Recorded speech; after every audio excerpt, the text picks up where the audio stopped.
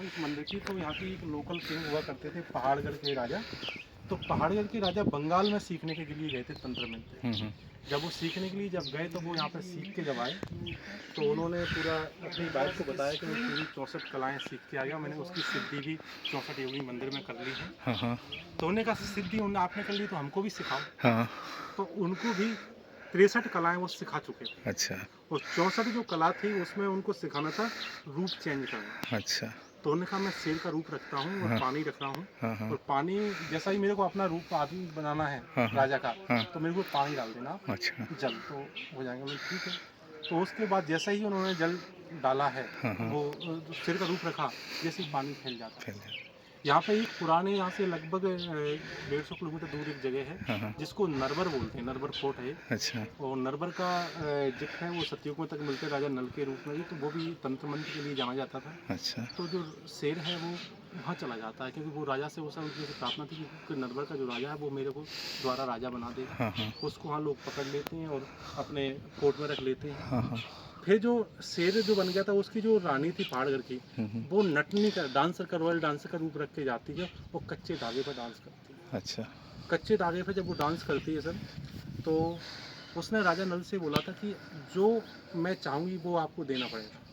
तो उन्होंने कहा कि आप कच्चे धागे पर डांस करोगे और जो आप मांगोगे वो हम देंगे। तो वो घबराने लगे कि अगर ऐसा ना हो कि पूरा राजपाट मांग ले, लेकिन वो तो अपने आदमी शेर को मांगने वाली थी।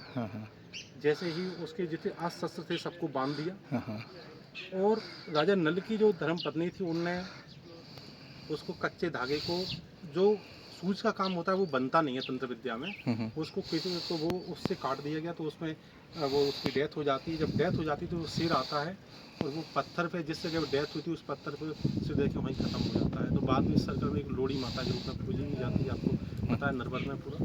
तो बहुत अच्छी जगह। तो ऐसे हम लोग ये जो सत्य घटना है 11वीं सेंचुरी 12वीं सेंचुरी की, उनसे हम लोग ये मान सकते हैं कि मंदिर ये 1st सेंचुरी का रहा होगा, लेकिन महाराजा देवपाल ने 1323 में इसका भव्य रूप करके इसको बनाया है पूरा का पूरा। तो आप, और जब इस मंदिर जब बना तो बाद में यहाँ पे पार्लियामेंट बनाने की जो जिम्मेदारी थी वो एडवर्ड लुटियंस साहब को जब दी गई, तो वो लोग ग्वालियर सर विजिट करने के लिए आए।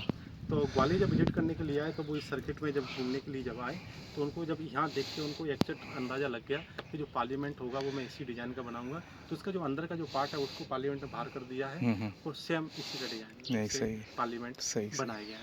सर आपका नाम सर बताइए। मेरा नाम द्वारका प्रसाद चतुर्वेदी। और अगर कोई आपसे कांटेक्ट करना चाहे नंबर बता दीजिए। सर अगर कोई कांटेक्ट करना चाहते हैं तो हमारा नंबर है 8827248738 नंबर है। और पर्यटन मंत्रालय भारत सरकार के एक पोर्टल है, देश पोर्टल है, उससे भी आप लोग के किसी देश से किसी भी कोने में गाइड खो सकते हैं। अगर ग्वालियर आप सर्च करेंगे तो उसमें ओसली मेरा नाम आएगा और अन्य गाइडों का भी नाम आएगा। Thank you sir, thank you. नमस्कार।